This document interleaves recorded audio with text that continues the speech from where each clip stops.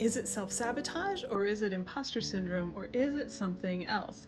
Hi, I'm Nancy, and I help women reconnect with their lost creative spark so they can get unstuck and gain more energy in the process. So if that sounds good to you, like and follow.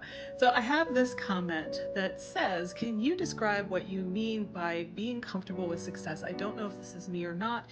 Anytime I achieve something that seems to be a big deal for others, I just consider it as something I pulled off somehow. This is a great question, and I'm not gonna lie to you. All of this stuff gets kind of tangled up in itself, and it can be sort of tough to pull it out. And I'm not exactly sure what you're referring to when you say that you feel like you pulled it off. I'm guessing, though, that you feel like you kind of got away with it. That's what you're trying to say with that. Let me know if I'm wrong.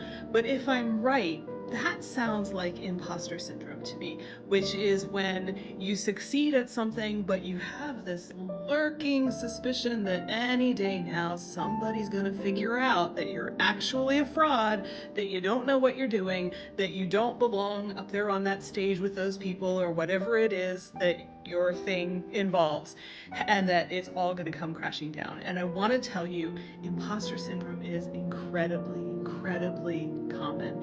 In fact, I think I have read, though I'm having a little trouble remembering where, that almost everybody experiences it somewhere at some point in their lives. It's that common.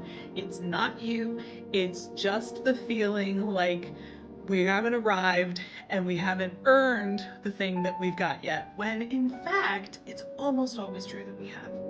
So I would invite you to look at what's behind that feeling. What are you really afraid of? What are you believing about yourself? Because what we believe about these things is usually how we got there. If we think that we're not really worthy, that we don't deserve success, then that's probably going to show up as imposter syndrome.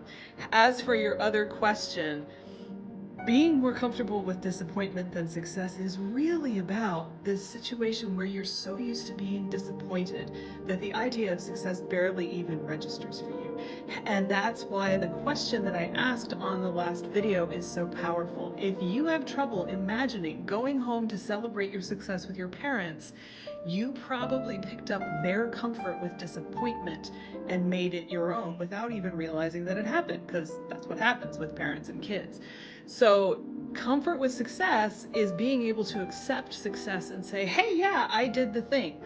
I don't think that's what it sounds like you're talking about, but if I'm misreading you, please let me know and I'll try again.